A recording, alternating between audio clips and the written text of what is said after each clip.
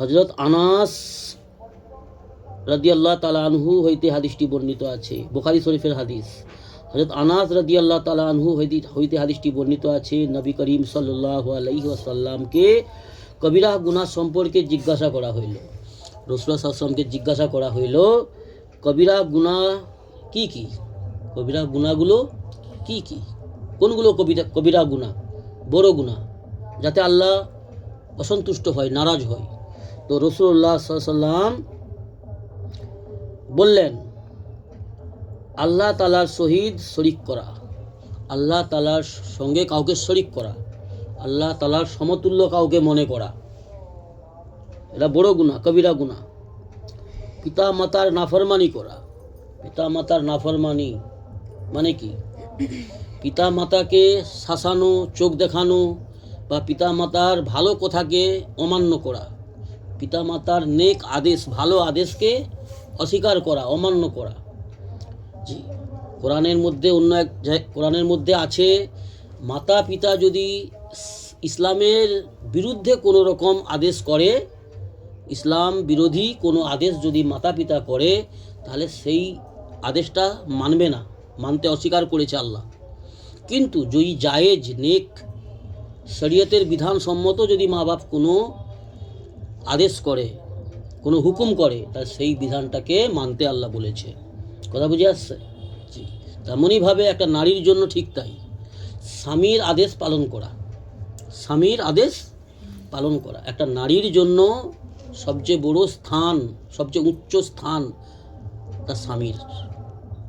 আর সেই স্বামী যদি কোনো নারীকে, তার স্বামী যদি কোনো শরীয়ত বিধানের বিপক্ষে, ইসলাম বিরোধী, শরীয়ত বিরোধী কোনো হারাম কাজের হুকুম করে, অন্যায় কাজের হুকুম করে, তাহলে স্বামীর ওই হুকুমকে, যেটা ইসলাম বিরোধী হুকুম যদি করে কোনো স্বামী, তো এই স্ত্রীর জন্য ওই হুকুমটা মানা যাবে না।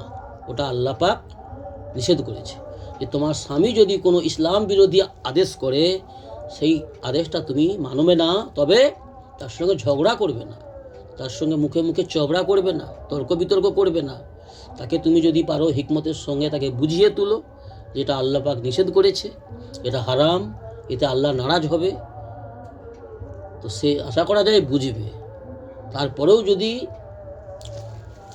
না বুঝে সেটা আলাদা কথা, কিন্তু এমন কোনো আদেশ পালন করা যাবে না মাতা পিতার বা নারী জাতির জন্য স্বামীর, যেটা ইসলাম বিরোধী, যে কাজটা করলে শয়তান খুশি হবে, আল্লাহ নারাজ হবে, এমন কাজ করা যাবে না। কথা বুঝে আসছে? তাহলে এখানে কি বললো? কবিরা গুনাহ, মাতা পিতার নাফরমানি করা। আর তৃতীয় নম্বর কি বললেন? কতল করা, খুন করা, খুন করা, মার্ডার করা, এগুলো বড় জুলুম, এগুলো হচ্ছে কবিরা গুনাহ। অকারণে কাউকে দুর্বল পেয়ে, কমজোর পেয়ে, বা একটু আগে কি বললাম, কোনো কুরসির লালসায়, কোনো দুনিয়ার স্বার্থে।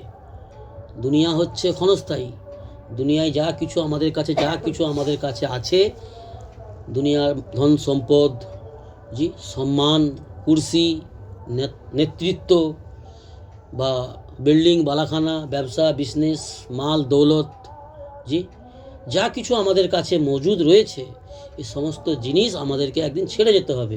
এগুলো চিরস্থায়ী নয়, ক্ষণস্থায়ী। আমাদেরকে পরীক্ষার জন্য আল্লাহ পাক দিয়ে পরীক্ষা নেন, যে আমরা এইগুলোতে দিল লাগাই, এইগুলোকে মহব্বত করি না, আমরা এইগুলোর মাঝে থেকেই আমরা আল্লাহর হুকুমকে পুরা করি, আল্লাহর হক আদায় করি, রাসূলুল্লাহ সাল্লাল্লাহু আলাইহি ওয়াসাল্লামের সুন্নত তরিকায় কতটা জীবনযাপন করি। এই জন্য আল্লাহ পাক আমাদেরকে সব কিছু দুনিয়ায় দিয়ে আমাদের কাছে পরীক্ষা নিচ্ছে। আর এই সব কিছুর মধ্যে থেকে যে আল্লাহকে রাজি করবে, যে আল্লাহর বিধানকে, ইসলামকে মেনে চলবে, বেশির বেশি রাসূলুল্লাহ সাল্লাল্লাহু আলাইহি ওয়াসাল্লামের সুন্নত তরিকায় জীবন অতিবাহিত করবে, সেই ব্যক্তি আল্লাহর কাছে প্রিয়, সেই ব্যক্তির উপরে আল্লাহ সন্তুষ্ট হয়, সেই ব্যক্তির জন্য আল্লাহ রাব্বুল আলামিন রহমতের জান্নাতের ব্যবস্থা করে রেখেছেন। আর জান্নাত হচ্ছে সমগ্র রকমের খুশির জাহান, মনচাহি জীবন, যেটা মনে আসবে, যেটা প্রাণ চাইবে, যেটা তুমি চাহাত করবে, আল্লাহ সুবহানাহু ওয়া তাআলা আমাদেরকে জান্নাতে দেবেন। আল্লাহর পাকের ওয়াদা আছে, আর আল্লাহ রাব্বুল আলামিন ওয়াদা ভঙ্গ করেন না। আল্লাহ কোনো ওয়াদা করে ওয়াদা ভঙ্গ করেন না। দুনিয়ার মানুষ চাহে কাছের সবচেয়ে প্রিয় মানুষ, সব কাছের সবচেয়ে প্রিয়, জি, মা বাপ ভাই বোন স্ত্রী স্বামী, তারা ওয়াদা করে ওয়াদা ভঙ্গ করে। কেন?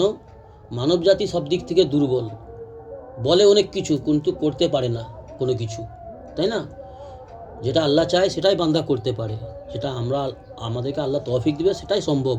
কিন্তু কোনো ওয়াদা করার আগে, ইরাদা করার আগে ওখানে ইনশাআল্লাহ জুড়া, আল্লাহর সহযোগিতা প্রার্থনা করা। আল্লাহ চাইলে আমরা সক্ষম। তো 3 নম্বর কি বলল? যে ব্যক্তি কতল করে, কতল করা হচ্ছে কবিরা গুনাহ। 4 নম্বর এখানে কি লেখা আছে? মিথ্যা সাক্ষ্য দেওয়া।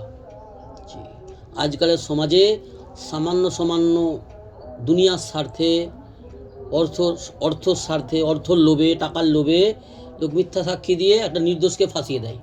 একটা নির্দোষকে মিথ্যা সাক্ষী দিয়ে একটা নির্দোষকে ফাঁসিয়ে তাকে লাইফ টাইম তার পরিবার থেকে দূর করে দিল, তাকে জেল খাটিয়ে দিল, তাকে তার জীবনটাকে শেষ করে দিল। মিথ্যা সাক্ষী দেওয়া কবিরা গুনাহ। তো এখানে 4টা বিষয় বলা আছে। আল্লাহর সঙ্গে শরিক করা কবিরা গুনাহ। রাসূল সাল্লাল্লাহু আলাইহি ওয়াসাল্লামকে জিজ্ঞাসা করা হলো কবিরা গুনাহ কি, কোনগুলো? তো এখানে 4টে বলা আছে। 1 নম্বর আল্লাহ তাআলার সঙ্গে শরিক করা, কাউকে আল্লাহ তাআলার সমান মনে করা। ওই জন্য আল্লাহ রাব্বুল আলামিন বলেছেন লা ইলাহা ইল্লাল্লাহু ওয়াহদাহু লা শারীকা লাহু আশহাদু আন্না মুহাম্মাদান আবদুহু ওয়া রাসূলুহু। আল্লাহর শরিক কেউ নেই। আল্লাহ কারু সাহায্যের মহতাজ নয়। আল্লাহ কোনো কাজ করার জন্য কারু সাহায্যের মহতাজ নয়। জি। আর মানুষ, আমরা মানব জাতি কোনো কিছু করার জন্য আমরা কারু না কারু সাহায্যের মহতাজ। একটা মানুষ কোনো কাজ সাকসেসফুল করতে পারবে না, কোনো জিনিস 10 জনের সহযোগিতায় একটা কোনো কাজকে, একটা বিল্ডিং যদি কেউ বানায়, একটা মিস্ত্রি একটা ব্যক্তি সে পুরো বিল্ডিংটা কমপ্লিট করতে পারবে? তার এখন 5 জন লেবার দরকার। জি, যেটা সোনার গয়না বা একটা শাড়ি কাপড়, সামান্য একটা কাপড় উন্না, একজন সুতো তৈরি করছে, একজন প্রিন্টিং করছে, প্রিন্টিং বিভিন্ন রকম। অর্থাৎ কোনো একটা কাজকে একটা মানুষ যদি কমপ্লিট করতে চায় পারবে না, সে 10 জনের সহযোগিতা নিয়ে তবে একটা কাজ কমপ্লিট করে। একটা এরোপ্লেন তৈরি করুক, একটা মোবাইল তৈরি করুক, জি, বা একটা শাড়ি কাপড় পাঞ্জাবি বা একটা যে কোনো জিনিস তৈরি করতে গেলে মানুষ বিভিন্ন দিক থেকে মহতাজ, 10-এর সাহায্য নিয়ে একটা কাজ করতে হয়। কিন্তু আল্লাহ রাব্বুল আলামিন সমগ্র কায়নাতকে, সমগ্র সৃষ্টি জগৎকে, জি, বড় থেকে বড়, ছোটোর থেকে ছোট, পৃথিবীর কত রকমের রঙবেরঙিন দুনিয়ায় কত কিছু আছে, জি, আল্লাহ রাব্বুল আলামিন কারো সাহায্য নিয়ে তৈরি করেনি। আল্লাহ রাব্বুল আলামিন নমুনা ছাড়াই সব কিছু বানিয়েছেন, বিনা নমুনায়। আর মানুষ কোনো কিছু বানাতে গেলে তার কাছে আগে একটা নমুনা রাখতে হয়, স্যাম্পেল, একটা ক্যাটালগ, স্যাম্পেল রাখতে হয়। তারপরে সে স্যাম্পেলকে ফলো করে, ক্যাটালগকে ফলো করে, জি, নমুনাকে ফলো করে সে একটা জিনিস তৈরি করে। হয়তো তার রূপটা, হয়তো একটু আকৃতিটা চেঞ্জ করে। 10-এর মাথা নিয়ে, 10-এর বুদ্ধি নিয়ে, 10-এর সহযোগিতা নিয়ে সে একটা কাজকে কমপ্লিট করে। তো আল্লাহ রাব্বুল আলামিন সমগ্র সৃষ্টি জগৎকে সৃষ্টি করেছেন কারু সাহায্য ছাড়া। আবার আল্লাহ রাব্বুল আলামিন সমগ্র সৃষ্টি জগৎকে একদিন শেষ করবে, মিটাবে, ধূলিসাৎ করে দেবে কারু সাহায্য ছাড়াই। জি, আল্লাহ কারু মহতাজ। তো সেই আল্লাহকে আমাদেরকে চিনতে হবে। তো 4টে এখানে কথা। আল্লাহ তাআলার সঙ্গে শরিক করা কবিরা গুনাহ। দ্বিতীয়, মাতা পিতার নাফরমানি করা কবিরা গুনাহ। 3 নম্বর কতল করা। জি, একজন ভালো মানুষকে, নেক, চাই সে হিন্দু হোক, চাই সে অমুসলমান হতে পারে, যদি মানুষটা সৎ হয়, নির্দোষ হয়, তাকে কতল করা, খুন করা যাবে না, হারাম। যদি অমুসলমানও হয়, আল্লাহ রাব্বুল আলামিনের আদেশ, সেও আল্লাহর বান্দা, নবীর উম্মত, সে যদি ঈমান আনেনি, ইসলাম কবুল করেনি, সেটা তার পার্সোনাল ম্যাটার, সে আল্লাহর কাছে জবাব দেবে। কিন্তু কোনো মানুষ যদি মুসলমানের ঘরে জন্ম হোক, চাই সে হিন্দুর ঘরে জন্ম হোক, সে ইসলামের বিরোধিতা করছে, ইসলামকে নোংরা নোংরা ভাষা বলছে, আল্লাহ স্রষ্টাকে, সৃষ্টিকর্তা, সমগ্র জগতের সৃষ্টিকর্তাকে বাজে বাজে ল্যাঙ্গুয়েজ ভাষা বলছে, জি, বা কোরআনকে অবমাননা করছে, কোরআনকে আজে বাজে নোংরা নোংরা কথা বলছে কোরআনকে নিয়ে, তো তাকে কতল করা জায়েজ আছে। সে যদি মুসলমান ঘরেও জন্ম নিয়ে মুসলমান দাবি করে, যদি সে মুসলমানও নিজেকে বলে, আর যদি এই নোংরা কাজগুলো সে করে, ইসলাম বিরোধী কাজ করে, কোরআন বিরোধী, আল্লাহকে বাজে বাজে ভাষা বলে, বা মোহাম্মদ রাসূলুল্লাহকে বাজে বাজে নোংরা ভাষা বলে, সে যদি মুসলমান ঘরে জন্মও হয়, এমন ব্যক্তিকে কতল করে দেওয়া জায়েজ আছে।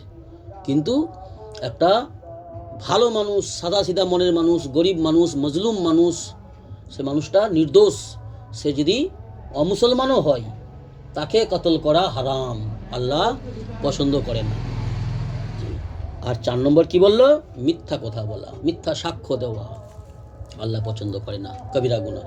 আল্লাহ আমাদের এই সমস্ত নোংরা খারাপ গুণ থেকে আল্লাহ আমাদের হেফাজত করুন। এটা বুখারী শরীফের হাদিস পড়া হলো। অর্থাৎ এই ভালো গুণগুলো আমাদেরকে অর্জন করতে হবে। কথা বুঝে আসছে? আল্লাহ আমাদের দ্বীন ইসলামের সহি বুঝ দান করুন, এবং দ্বীন ইসলামের সিস্টেমে, দ্বীন ইসলামের তরিকা অনুযায়ী, রাসূল সাল্লাল্লাহু সুন্নত তরিকায় জীবন অতিবাহিত করার তৌফিক দান করুন জীবনের শেষ মুহূর্ত পর্যন্ত। আমিন, আল্লাহুম্মা আমিন। সুবহানাল্লাহি ওয়া বিহামদিহি, সুবহানাকাল্লাহু।